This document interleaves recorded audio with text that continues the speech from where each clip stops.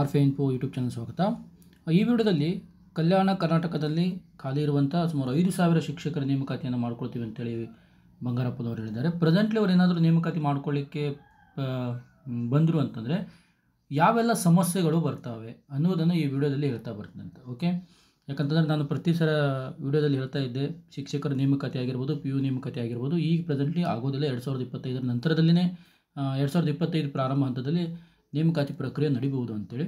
ಇಲ್ಲಿ ಏನಾಗುತ್ತೆ, ಸಚಿವರಂತೂ ಹೇಳ್ತಾ ಇದ್ದಾರೆ, ನಾವು ಏನು 5,000 ಶಿಕ್ಷಕರು 15,000 ಶಿಕ್ಷಕರ ನೇಮಕಾತಿ ಮಾಡ್ತೀವಿ ಅಂತೇಳಿ. ನಿನ್ನೆ ಅವರು ಮಕ್ಕಳಿಗೆ ಏನು ಮೊಟ್ಟೆ ನೀಡುವಂಥ ಕಾರ್ಯಕ್ರಮವನ್ನು ಪ್ರಾರಂಭ ಮಾಡಿದಾಗ ಅವರು ಸಹಿತ ಹೇಳಿದರು 5,000 ಶಿಕ್ಷಕರು ಮತ್ತು ಸುಮಾರು 3,000 PU ಉಪನ್ಯಾಸಕರ ನೇಮಕಾತಿಯನ್ನು ನಾವು ಶೀಘ್ರದಲ್ಲೇ ಮಾಡ್ತೀವಿ ಅಂತೇಳಿ ಸುಮಾರು ಕಾಂಗ್ರೆಸ್ ಸರ್ಕಾರ ಬಂದಾಗಿನಿಂದಲೂ ಸುಮಾರು 1.5 ವರ್ಷ ಆಯಿತು ಇದೇ ಡೈಲಾಗನ್ನು ಹೇಳ್ತಾ ಇದ್ದಾರೆ. ಬಟ್ ಇಲ್ಲಿ ವಾಸ್ತವದಲ್ಲಿ ಇರುವಂಥ ಸಮಸ್ಯೆ ಏನು ಅಂತಂದರೆ, ಈಗೇನಾದರೂ ಇವರು ಅಧಿಸೂಚನೆ ಮಾಡಿದರು ಅಂತ ಇಟ್ಕೊಳ್ಳಿ. ಓಕೆ, ಈಗೇನಾದರೂ PU ನೇಮಕಾತಿ ಆಗಿರ್ಬೋದು, ಹೈಸ್ಕೂಲ್ಗೆ ಸಂಬಂಧಪಟ್ಟಂತೆ ಏನು GPSTR ಆಗಿರ್ಬೋದು, ಈ ನೇಮಕಾತಿ ಪ್ರಕ್ರಿಯೆ ಪ್ರಾರಂಭಿಸಿದರೆ ಇಲ್ಲಿ ಒಂದು ಸಮಸ್ಯೆ ಇನ್ನೂ ಸಾಲ್ವ್ ಆಗದೇ ಇರುವಂಥದ್ದು ಏನು ಅಂತಂದರೆ ವಿವಾಹಿತ ಮಹಿಳೆ ಸಮಸ್ಯೆ ಇದೆ. ಓಕೆ, ವಿವಾಹಿತ ಮಹಿಳೆ ಸಮಸ್ಯೆ ಇದೆ. ಅದು ಇನ್ನೂ ಸುಪ್ರೀಂ ಕೋರ್ಟ್ನ ತೀರ್ಪು ಬರಬೇಕಾಗಿದೆ ಮತ್ತು ಸಚಿವರೇ ಬಾಯಿ ಬಿಚ್ಚಿ ಹೇಳಿದ್ದಾರೆ, ನಾವು ಸುಪ್ರೀಂ ಕೋರ್ಟ್ನ ತೀರ್ಪಿಗೆ ಬದ್ಧವಾಗಿದ್ದೇವೆ ಅಂತೇಳಿ. ಹೀಗಾಗಿ ಸುಪ್ರೀಂ ಕೋರ್ಟ್ನ ತೀರ್ಪು ಬಂದ ನಂತರ ಒಂದು ಕಾಲ್ ಮಾಡ್ಬೋದು. ಇದು ನಾನು ಪ್ರತಿ ವಿಡಿಯೋದಲ್ಲಿ ಹೇಳ್ತಾ ಇರುವಂಥದ್ದು. ಸುಪ್ರೀಂ ಕೋರ್ಟ್ನ ತೀರ್ಪು ಬಂದ ತಕ್ಷಣ ಏನು ಮಾಡ್ತಾರೆ, PU ನೇಮಕಾತಿ ಮತ್ತು GPSTR ಮತ್ತು ಹೈಸ್ಕೂಲ್ ಪ್ರೌಢಶಾಲಾ ಶಿಕ್ಷಕರ ನೇಮಕಾತಿಯನ್ನು ಪ್ರಾರಂಭಿಸ್ತಾರೆ.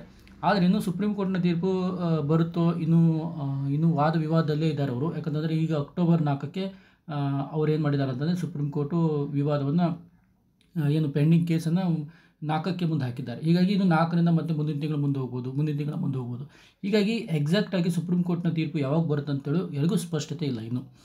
ಓಕೆ, ಮತ್ತು ಇಲ್ಲೇನಾಗುತ್ತೆ, ಅಕಸ್ಮಾತ್ ಅಧಿಸೂಚನೆ ಕೊಟ್ಟರು ಅಂತ ತಿಳ್ಕೊಳ್ಳಿ. ಉದಾಹರಣೆಗಾಗಿ PU ಆಗಿರ್ಬೋದು, ಹೈಸ್ಕೂಲ್ ಆಗಿರ್ಬೋದು ಮತ್ತು GPSTR ಆಗಿರ್ಬೋದು. ಈಗೇನಾದರೂ ಅಧಿಸೂಚನೆ ಕೊಟ್ಟರು ಅಂತಂದರೆ ಅವ್ರೇನು ಮಾಡ್ತಾರೆ, 1 ತಿಂಗಳು ಆನ್ಲೈನ್ ಹಾಕಲಿಕ್ಕೆ ಅವಕಾಶ ಕೊಡ್ತಾರೆ. ಇಲ್ಲಿ ಆನ್ಲೈನ್ ಅರ್ಜಿ ಹಾಕುವಾಗ ಮತ್ತೆ ಸಮಸ್ಯೆ ಬರುವುದೇನು ಅಂತಂದರೆ ವಿವಾಹಿತ ಮಹಿಳೆಯರು. ಯಾಕಂತಂದರೆ ಈ 3 ಸೆಕ್ಷನ್ದಲ್ಲಿ ವಿವಾಹಿತ ಮಹಿಳೆಯರಿದ್ದಾರೆ. PU ನೇಮಕಾತಿ ಪ್ರಕ್ರಿಯೆಯಲ್ಲಿ ವಿವಾಹಿತ ಮಹಿಳೆ ಬರ್ತಾಳೆ, ಹೈಸ್ಕೂಲ್ ಪ್ರಕ್ರಿಯೆಯಲ್ಲೂ ವಿವಾಹಿತ ಮಹಿಳೆ ಬರ್ತಾಳೆ ಮತ್ತು GPSTR ನೇಮಕಾತಿ ಪ್ರಕ್ರಿಯೆಯಲ್ಲಿ ವಿವಾಹಿತ ಮಹಿಳೆ ಬರ್ತಾರೆ. ಈಗ ಅವ್ರೇನು ಮಾಡಬೇಕಾಗುತ್ತೆ, ತಂದೆದ ಆದಾಯ ಪ್ರಮಾಣ ಪತ್ರ ತುಂಬಬೇಕು, ಏನೋ ಗಂಡನ ಆದಾಯ ಪ್ರಮಾಣ ಪತ್ರವನ್ನು ತುಂಬಬೇಕು ಅನ್ನುವುದು ಕನ್ಫ್ಯೂಷನ್ ಇನ್ನೂ ಇದೆ. ಯಾಕಂದರೆ ಸರ್ಕಾರ ಮಟ್ಟದಲ್ಲಿಯೂ ಸಹಿತ ಸುಪ್ರೀಂ ಕೋರ್ಟ್ದಲ್ಲಿಯೂ ಇದೇ ವಿವಾದ ಇದೆ. ಗಂಡನ ಆದಾಯ ತುಂಬಬೇಕು ಅಥವಾ ತಂದೆಯ ಆದಾಯ ಪ್ರಮಾಣ ಪತ್ರವನ್ನು ಸಲ್ಲಿಸಬೇಕು, ಯಾರು ವಿವಾಹಿತ ಮಹಿಳೆ ಅನ್ನೋದಿದೆ. ಹೀಗಾಗಿ ಅದರದ್ದೊಂದು ಸೊಲ್ಯೂಷನ್ ಇನ್ನೂ ಬರದೆ ಇವುಗಳನ್ನು ಕಾಲ್ ಮಾಡಿದರೆ ಮತ್ತೆ ಇಲ್ಲಿ ಅರ್ಜಿ ಸಲ್ಲಿಸುವಾಗ ಮತ್ತೆ ವಿವಾಹಿತ ಮಹಿಳೆಯರು ಕನ್ಫ್ಯೂಷನ್ದಲ್ಲಿ ಇರ್ತಾರೆ. ಓಕೆ, ಈ ಕನ್ಫ್ಯೂಷನ್ ಹೆಂಗೋ ಮಾಡಿಕೊಂಡು ಆಯ್ತು ಅಪ್ಲಿಕೇಶನ್ ಹಾಕಿದ್ರು ಅಂತ ಇಟ್ಕೊಳ್ಳಿ.